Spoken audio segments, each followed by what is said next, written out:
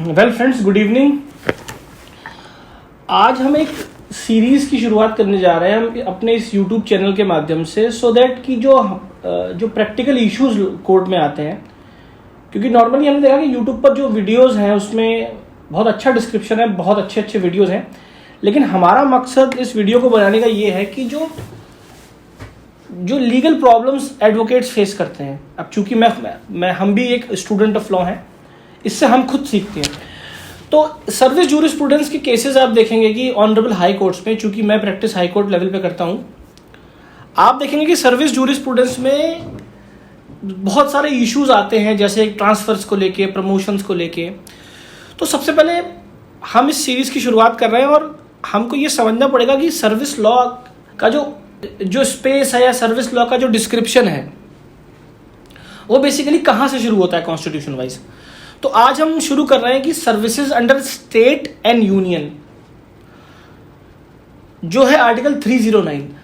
Article 309 समझना इसलिए भी बहुत ज़रूरी है क्योंकि वो इनिशियली ये समझाने में हमको मदद करेगी और हेल्प करेगी कि जब सर्विस के डिस्प्यूट नॉर्मली जब अराइज होते हैं तो कैसे अराइज होते हैं।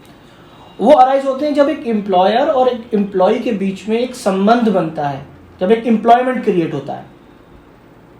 लेकिन यहाँ पर रोचक बात यह है, it's very important to note that कि ये सब शर्तें जो हैं ये उन्हीं लोगों पे एप्लीकेबल हैं जो आर्टिकल 12 की डेफिनेशन में आते हैं। मतलब जो आर्टिकल 309 है वो केवल गवर्नमेंट सर्वेंट पे एप्लीकेबल है। और 309 ये बताता है कि जो लोग गवर्नमेंट एम्प्लॉयमेंट में होंगे, जो एम्प्लॉयज होंगे, तो उनकी एम्प्लॉयमेंट की शर्तें और उनके रिक्रूटमेंट की प्रक्रिया क्या होगी। सबसे इंपॉर्टेंट बात यह है कि इस आर्टिकल को बनाने की मंशा यह है कि पार्लियामेंट जो है, अब इसमें दो कैटेगरी में एम्प्लॉयज को बांटा गया है। पहली कैटेगरी जो आप समझे वो है जो स्टेट के अंडर सर्विसेज आती हैं, मतलब जो एम्प्लॉय स्टेट गवर्नमेंट के परवेसिव कंट्रोल में है, और एक ऐसा एम्प्लॉय जो सेंट्रल गवर्नमेंट के परवेसिव कंट्रोल में है। तो सेंटर और स्टेट जो है वो लॉ बनाएंगी जो रेगुलेट करेगा रिक्रूटमेंट और कंडीशन ऑफ सर्विसेज। और जो ये लॉ बनाई जाएंगी, फॉर एग्जांपल ट्रांसफर होना है और कोई सर्विस अगर स्टेट के अंतर्गत आती है तो उस स्टेट को उस ट्रांसफर के रिगार्डिंग एक लॉ को फ्रेम करना पड़ेगा, लेजिस्लेट करना पड़ेगा। जैसे उत्तराखंड के अंदर ट्रांसफर एक्ट है, तो ट्रांसफर अगर होगा तो उस ट्रांसफर को कब किया जाएगा, कैसे किया जाएगा एम्प्लॉयर के द्वारा, तो उस एक्ट में प्रिस्क्राइब्ड है। तो पार्ट 1 में जो 309 का पार्ट 1 है कॉन्स्टिट्यूशन ऑफ इंडिया का, वो कहता है कि स्टेट और सेंटर रिक्रूटमेंट के मुतालिक और सर्विस कंडीशन ऑफ सर्विस, मतलब उस एम्प्लॉयमेंट की शर्तों के मुतालिक लॉ को रेगुलेट करेगी।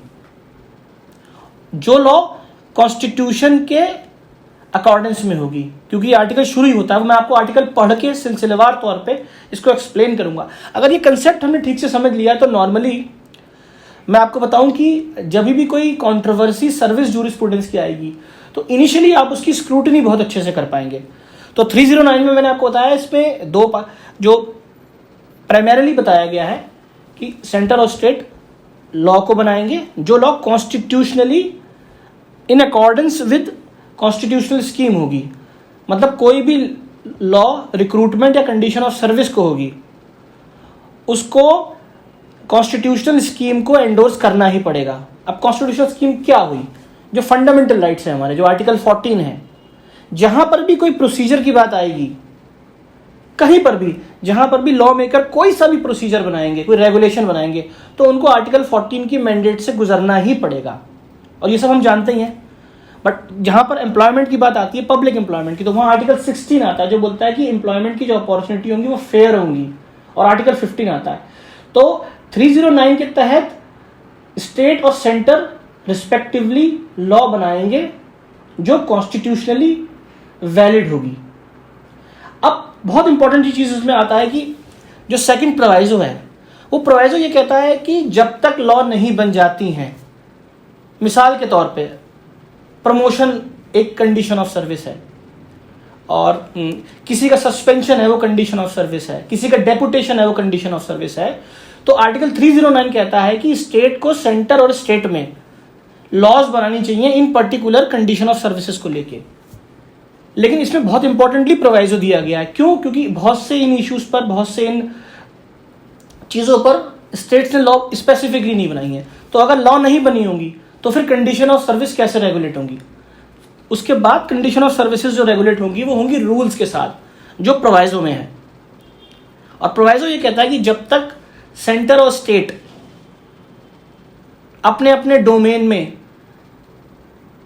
कंडीशन ऑफ सर्विस और रिक्रूटमेंट गवर्नमेंट एम्प्लॉय के रिलेशन में कोई लॉ नहीं बना देती हैं, तब जो हमारे ऑनरेबल प्रेसिडेंट हैं उनके पास रूल मेकिंग पावर है उन एम्प्लॉयमेंट में जो यूनियन के अंडर आते हैं, और हमारे गवर्नर उनके पास पावर है रूल मेकिंग जो स्टेट के अंदर आते हैं, जब तक कि उस पर्टिकुलर इशू पर एक लॉ नहीं आ जाएगी। तो 309 बेसिकली एक रूल मेकिंग आर्टिकल है और 309 में जो रूल्स बनते हैं वो एप्लीकेबल हैं। तो अब कभी भी कोई कंट्रोवर्सी आपके पास है सपोज, तो सबसे पहले आपको ये स्क्रूटिनाइज करना है कि एक पर्टिकुलर इशू जो है उसमें आपका एम्प्लॉयर और एम्प्लॉई क्या वो सर्विसेज स्टेट के अंदर आती हैं या वो सर्विस सेंटर के अंदर आती हैं, और अगर स्टेट के अंदर आती हैं तो उस पर कौन से रूल्स एप्लीकेबल हैं, और अगर रूल्स एप्लीकेबल नहीं है तो क्या कोई एक पर्टिकुलर लॉ ड्राफ्ट की गई है या नहीं की गई है। जैसे ट्रांसफर मैंने आपको बताया, उत्तराखंड के अंदर ट्रांसफर एक्ट है हमारा, तो ट्रांसफर एक्ट जो है वो बाइंडिंग रहेगा when ever any transfer is made. अब 309 को हम पढ़ लेते हैं सिलसिलेवार तौर पे, उससे क्या क्लैरिटी हमारी और आ जाएगी। तो recruitment and condition of services of persons serving the union और state subject to the provision of this constitution, meaning constitution के जो कॉन्स्टिट्यूशन की जो स्कीम है जो मैंडेट है उसको मद्देनजर रखते हुए एक्ट्स, अब कहता है एक्ट्स इसलिए कहता है क्योंकि ये स्टेट और सेंटर दोनों की बात करता है। Acts of the appropriate legislature, appropriate मतलब जो सर्विस स्टेट के अंदर आएगी वो स्टेट और जो सर्विस सेंटर के अंदर आएगी वो union, subject to the provisions of this constitution acts of the appropriate legislature में regulate the recruitment and condition of services of the persons appointed to public service and post in connection with affairs of union or state, जो मैंने आपको समझा दिया। But इसमें कोई एक mandatory condition नहीं दी गई कि बनाना ही पड़ेगा, लेकिन बनाना चाहिए। इसीलिए प्रोविजन ऐड किया है कि जब तक स्टेट और सेंटर रिक्रूटमेंट को लेकर या कंडीशन ऑफ सर्विस को लेकर कोई लॉ नहीं बनाती है तो जो रूल्स बनाए जाएंगे सेंटर में प्रेसिडेंट के पास वो दे रखी है, या फिर कोई ऐसा आदमी जो प्रेसिडेंट ने अपॉइंट किया हो, और स्टेट में गवर्नर को दे रखी है या फिर कोई ऐसा आदमी जो गवर्नर ने अपॉइंट किया हो। तो जो रूल्स 309 में बनेंगे वो बहुत इंपॉर्टेंट है, चाहे इशू ट्रांसफर का है आपके पास, चाहे अपॉइंटमेंट का है, चाहे कोई इशू आपके पास डेपुटेशन का है, सीनियरिटी का है। तो सबसे पहले आपको देखना कि क्या इसके मुतालिक कोई लॉ बना रखी है। अगर लॉ नहीं है तो आपको रूल्स देखने पड़ेंगे जो 309 में होंगे। एडवाइजेबली इस आर्टिकल का जो इंटेंशन है वो ये है कि स्टेट एक कॉम्पिटेंट लॉ बनाए और उसको एडवाइजेबली बनाना चाहिए। अब दूसरी सबसे बड़ी चीज है जो हमें इस आर्टिकल में देखनी है कि इसमें दो बातें हैं जो इंपॉर्टेंट है। वो पहला है रिक्रूटमेंट और दूसरा है कंडीशन ऑफ सर्विसेज। तो हम पहले समझ लें कि रिक्रूटमेंट बेसिकली क्या है, रिक्रूटमेंट की डेफिनेशन क्या है, रिक्रूटमेंट का है क्या, what is the process of recruitment. 309 कहता है, आप नोट करें इसको, कि जो रिक्रूटमेंट होगा पब्लिक सर्विसेज में उस रिक्रूटमेंट पे स्टेट को लेजिस्लेट करना है या फिर रूल बनाने हैं अगर लेजिस्लेट नहीं किया है तो सबसे पहले समझे रिक्रूटमेंट क्या है। तो जो लोग यहाँ मैनेजमेंट के स्टूडेंट रहे हैं, मैनेजमेंट में रिक्रूटमेंट की डेफिनेशन बताई गई है। एक बहुत बड़े साइंटिस्ट जिनको बोलते हैं हेनरी फ्यूल, वो जो रिक्रूटमेंट की डेफिनेशन है वो एक इन जनरल डेफिनेशन है, क्योंकि सर्विस जूरिस्प्रूडेंस में भी उन्हीं डेफिनेशंस को इम्प्लांट किया गया। और अभी मैं आपको रिक्रूटमेंट को समझाते वक्त रामानाथन अय्यर लॉ लेक्सिकन, जो हमेशा मैं रिकमेंड करता हूँ as a student of law, आप उसको देखें, उस पर डेफिनेशंस बहुत ही इलेबोरेट तरीके से रखी हैं। तो सबसे पहले हम समझे रिक्रूटमेंट 309 में क्या है। रिक्रूटमेंट का मतलब होता है filling up of application form, मतलब किसी पोस्ट पे अगर कोई आपको अपॉइंटमेंट करना है, यहां पर एक चीज को नोट करें, अपॉइंटमेंट जो इस डिस्कशन का पार्ट है वहां जहां पे अपॉइंटमेंट पब्लिक सर्विस में हो रहा है, चाहे स्टेट में चाहे सेंटर में। तो कहीं भी अगर अपॉइंटमेंट हमें करना है तो उस अपॉइंटमेंट से पहले एडवर्टीजमेंट को फ्लोट करके जब हम आवेदन को कॉल करते हैं, जो रिक्रूटमेंट की प्रिसाइज डेफिनेशन है, जो मैनेजमेंट की बहुत बड़े साइंटिस्ट ने दी है, हेनरी फ्यूल उनका नाम है। तो calling up of application form is a process of recruitment. तो कोई भी एडवर्टीजमेंट जब निकलता है तो उसको फ्लोट करना और लोगों को उस एडवर्टीजमेंट के मुतालिक बुलाना, उसको रिक्रूटमेंट बोलते हैं। और इसकी और प्रिसाइज डेफिनेशन के लिए मैं एक साइटेशन आपको बता रहा हूं, उसको आप नोट कर लें। वो ये है यूपीएससी वर्सेस गिरीश जयंतीलाल वाघेला। इसमें रिक्रूटमेंट की डेफिनेशन पर प्रकाश डाला ऑनरेबल सुप्रीम कोर्ट ने, और उन्होंने बताया कि रिक्रूटमेंट का प्रोसेस क्या है। UPSC versus Girish Jayantilal Vaghela 2006 supreme court cases volume 2 page number 482। अब बड़ी रोचक बात यह है कि रिक्रूटमेंट के बाद एक बहुत इंपॉर्टेंट प्रोसेस आता है चेन वाइज। आर्टिकल 309 को देखें, पहले रिक्रूटमेंट होगा जो लॉजिकल स्टेप, फिर अपॉइंटमेंट होगा, उसके बाद कंडीशन ऑफ सर्विसेज शुरू होंगी। जो मैंने बताई कंडीशन ऑफ सर्विसेज होती है द मोमेंट एम्प्लॉयमेंट स्टार्ट्स। लेकिन रोचकता से देखें तो आर्टिकल 309 में केवल रिक्रूटमेंट की बात की गई है और फिर सीधे कहा है कंडीशन ऑफ सर्विस। लेकिन यहां पे रिक्रूटमेंट के बाद जो प्रोसेस आता है वो आता है अपॉइंटमेंट का। तो ये डीम समझे कि यहां पे जो रिक्रूटमेंट का शब्द का जो इस्तेमाल किया गया उसमें recruitment means till the appointment on that job. लेकिन टेक्निकली अगर हम देखें तो रिक्रूटमेंट और अपॉइंटमेंट में अंतर है, अगर हम मैनेजमेंट के नजरिए से देखें। और इस पर भी ऑनरेबल सुप्रीम कोर्ट ने इन दोनों कैटेगरी को डिफाइन किया है कि रिक्रूटमेंट में पहले आप जहां पे आप एप्लीकेशन फॉर्म कॉल करेंगे एलिजिबल लोगों से एक पर्टिकुलर एडवर्टीजमेंट के मुतालिक। जैसे मान लीजिए वेयर हाउस है एक, जो उत्तराखंड गवर्नमेंट के द्वारा रेगुलेट किया जाता है, और वहां पे 2 स्टोर कीपर की वैकेंसीज आ गई हैं। तो उन वैकेंसीज को एक ओपन एडवर्टीजमेंट में इंटरनेट पे या समाचार पत्रों में, न्यूज़पेपर्स में फ्लोट किया जाएगा और एलिजिबल कैंडिडेट के द्वारा एप्लीकेशंस मांगी जाएंगी। वो होता है रिक्रूटमेंट। उसके बाद एक प्रॉपर प्रोसेस के तहत एक कंपिटेंट पैनल के द्वारा जो रिक्रूटमेंट की एप्लीकेशंस आई हैं उनमें जब अपॉइंटमेंट किया जाएगा तो उसको बोलते हैं अपॉइंटमेंट। तो अपॉइंटमेंट और रिक्रूटमेंट बेसिकली 2 अलग अलग प्रोसेस है, जो आर्टिकल 309 में अपॉइंटमेंट शब्द का जिक्र नहीं किया गया है। लेकिन हम इसको डीम माने कि recruitment means appointment and then start condition of services. तो रिक्रूटमेंट में अपॉइंटमेंट डीम माना जाए। इस पे एक और बहुत अच्छा जजमेंट है ऑनरेबल सुप्रीम कोर्ट का, जिसमें रिक्रूटमेंट और अपॉइंटमेंट को कि किस तरीके से ये जो दोनों एक्सरसाइज हैं इसमें एक स्लाइड डिफरेंस है क्या है, उसको आप पढ़ें तो क्लैरिटी आपको आएगी। मैं आपको साइटेशन बता दे रहा हूं जो रिक्रूटमेंट और अपॉइंटमेंट के प्रोसेस को इलेबोरेट करके क्लैरिफाई करती है। वो है Prafulla Kumar Swain versus Prakash Chandra Mishra. Prafulla Kumar Swain versus Prakash Chandra Mishra 1993 SLR volume 1 supreme court page number 565। इसी पर्टिकुलर इशू के रिगार्डिंग मैंने अपना आर्टिकल भी लिखा है, मैं अपनी वेबसाइट का लिंक शेयर कर दूंगा नीचे, आप वहां से उस आर्टिकल को भी देख सकते हैं। तो अब रिक्रूटमेंट हो गया और अपॉइंटमेंट होगा फाइनली। तो अब आती है कंडीशन ऑफ सर्विसेज, मतलब आपका पे स्केल क्या होगा, अगर कभी प्रमोशन आपको दिया जाएगा तो किन शर्तों में दिया जाएगा, अगर आपका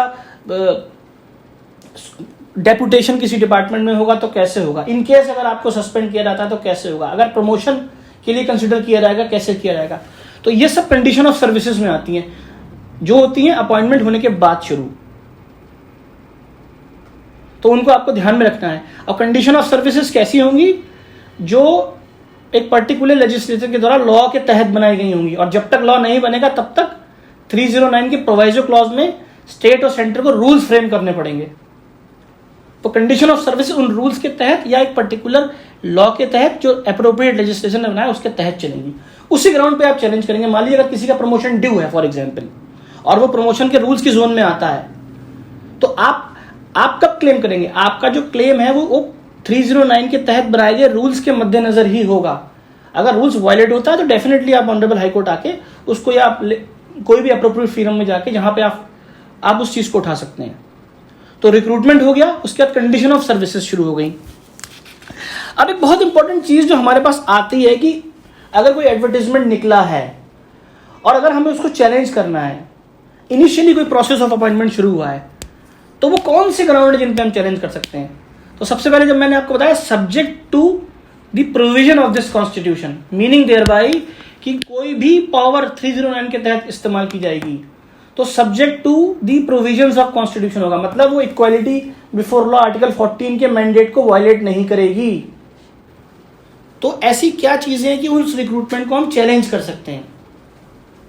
तो हम चैलेंज कर सकते हैं अगर वो कॉन्स्टिट्यूशनल स्कीम के खिलाफ जाता है। अब एग्जाम्पल लेके हम समझते हैं। फॉर एग्जाम्पल उत्तराखंड स्टेट में एक वेयर हाउस है, सपोज हल्द्वानी में एक वेयर हाउस है, सपोजिंग हम एक फर्ज करते हैं, तो उस वेयर हाउस में 2 स्टोर कीपर के सुपर एन्यूएशन होने की वजह से 2 पोस्टें जो हैं वो वैकेंसी हैं और उस वैकेंसी का एडवर्टाइजमेंट निकला है। और वो जो स्टोर कीपर की पोस्ट है वो वेकेंट पोस्ट है और वो परमानेंट इन नेचर है, अर्थात उन पोस्ट की जो आवश्यकता है उस पर्टिकुलर डिपार्टमेंट में वो हमेशा है। और ये जो वेयर हाउस है ये गवर्नमेंट ऑफ उत्तराखंड के कंट्रोल में आता है और फूड ग्रेन्स को स्टोर किया जाता है, उसके बाद इनका डिस्ट्रीब्यूशन होता है फॉर पब्लिक कॉसेस। तो अगर उन पोस्टों के लिए एक advertisement suppose warehousing department निकाल देता है और कहता है, और उस एडवर्टीजमेंट में कहता है it is contractual in nature, उस ग्राउंड पे इस एडवर्टीजमेंट को चैलेंज किया जा सकता है। क्यों? क्योंकि कोई भी पोस्ट जो परमानेंट नेचर की है, पेरिलियन नेचर की है, उस पोस्ट पर कॉन्ट्रेक्चुअल एम्प्लॉयमेंट नहीं किया जा सकता। तो ये पर्टिकुलर कंडक्ट एक एम्प्लॉयर का वायलेट करता है कॉन्स्टिट्यूशनल स्कीम को, आर्टिकल 14 को। तो उस ग्राउंड पे डेफिनेटली चैलेंज किया जा सकता है। तो अगर मान लो कोई ऐसा केस है जहां पर एक परमानेंट नेचर की पोस्ट के लिए एडवर्टाइजमेंट में कॉन्ट्रेक्चुअल लोगों की मांग की गई है, वो बिल्कुल गलत है। क्यों? कॉन्स्टिट्यूशनल स्कीम को एम्प्लॉयर को फॉलो करना पड़ेगा क्योंकि वो आर्टिकल 12 की डेफिनेशन में आता है डेफिनेटली। इसीलिए वर्ड यूज किया गया subject to the provision of this constitution. सुनिए, और भी कई शर्तें हो सकती हैं। जैसे मिसाल के तौर पे हम देखें कि अगर जैसे मैंने कहा कि वेकेंट पोस्ट है और उसके ऊपर जो एडवर्टाइजमेंट निकला है वो ओपन टू ऑल नहीं है, माने किसी छोटे न्यूज़पेपर में आपने निकाल दिया, वो भी गलत है। या फिर रिजर्वेशन की एप्लीकेबिलिटी आपने नहीं की एक वेकेंट पोस्ट के लिए, एक ऐसे डिपार्टमेंट में जो आर्टिकल 12 में आता है। अगर हम इस वेयर हाउस के केस का एग्जाम्पल ले लें, उन केसेस में भी रिक्रूटमेंट जो एडवर्टाइजमेंट को चैलेंज किया जा सकता है। और इन केस की अगर जो पूरा प्रोसेस ऑफ रिक्रूटमेंट फ्लोट किया गया, एडवर्टाइजमेंट जो फ्लोट किया है जिसके तहत अपॉइंटमेंट किया जाएगा, वो किसी रूल के अंडर नहीं किया गया है। और रूल कहाँ बनते हैं? आर्टिकल 309 में, या फिर कोई लॉ उस या फिर किसी लॉ के अकॉर्डेंस में नहीं किया गया है, विम्स पे किया गया है, तो वो भी गलत है, उस ग्राउंड पे कर सकते हैं। और एक सबमिशन मेरे हिसाब से ये भी हो सकता है, आप लोग मुझे कमेंट में बताएं कि मैं सही हूं या गलत हूं। देखिए, जितनी भी बातें हमने यहाँ डिस्कस की हैं वो हमारी लिमिटेड नॉलेज के ऊपर है और हम स्टूडेंट ऑफ लॉ हैं, तो हम कोशिश कर रहे हैं कि इस प्रोब से एटलीस्ट कुछ ना कुछ चीज़ें हम ऐसी निकल के आए जो अल्टीमेटली हमको प्रैक्टिस में हेल्प करें। तो मेरे हिसाब से एक चीज़ और भी हो सकती है, वो ये है कि कभी भी अगर एडवर्टीजमेंट कोई एम्प्लॉयर निकाल रहा है जो आर्टिकल 309 से हिट करेगा, तो रिक्रूटमेंट निकालते वक्त, विज्ञप्ति को लॉन्च करते वक्त उसको इतना तो बताना ही चाहिए कि जो पोस्ट है उसका नेचर क्या है। क्या वो कॉन्ट्रेक्चुअल इन नेचर है या फिर वो परमानेंट इन नेचर है। अब कोई पोस्ट कॉन्ट्रेक्चुअल इन नेचर कैसे होगी?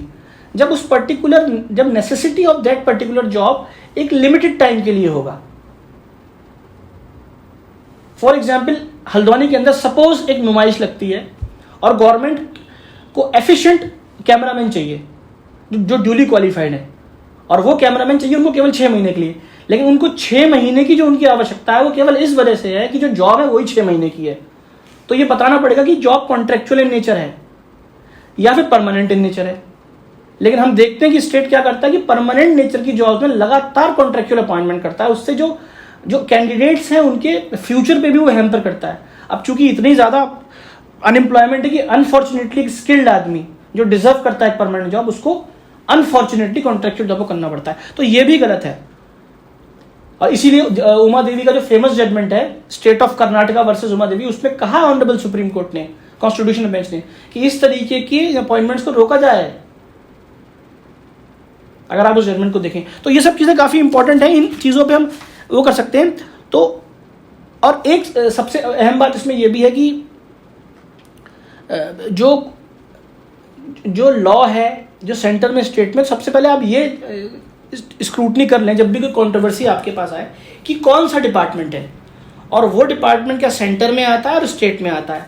फिर दूसरी चीज़ आप ये देख लें कि उस डिपार्टमेंट में जो सपोज मान लीजिए कोई प्रमोशन के लिए आपके पास आता है कि मुझे प्रमोशन में कंसीडर नहीं किया जा रहा है, तो आप ये देखिए वो प्रमोशन क्या किसी एक्ट, वो प्रमोशन का जो ऑपरेशन है वो किसी एक्ट से गवर्न करता है, वो थोड़ी इंडस्ट्री करनी पड़ेगी आपको, और अगर वो एक्ट से गवर्न करता है तो वो एक्ट कौन सा है, उस एक्ट के कनाइवेंस में रिट को ड्राफ्ट करें, जो आपके ग्राउंड हो वो उस एक्ट के कनाइवेंस में हो।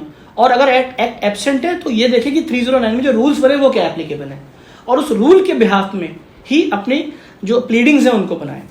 तो इस एडिशन में यही 309 हमने शुरू किया है आज, ये services under union and state का चैप्टर है। अब अगले में हम जो है इसमें 3010 डिस्कस करेंगे, फिर 311 डिस्कस करेंगे जो कि बहुत इंपॉर्टेंट है। तो आज का चैप्टर 1 हमारा यही था, जो था recruitment of condition of services under union and state कैसे होंगी। अगर आपको कोई भी क्यूरी है तो कमेंट्स में आप मुझसे पूछ सकते हैं, और कहीं पर मैं गलत हूँ मुझे बिल्कुल करेक्ट कर सकते हैं। मुझे बहुत खुशी होगी, I will be more than happy कि अगर मुझे क्रिटिसिज्म मिले और मेरी बात को सुन के कोई वैल्यूएबल इनपुट अगर मुझे मिले, इससे हम बेहतर बनेंगे और आप भी बेहतर बनेंगे। Well friends, thank you very much.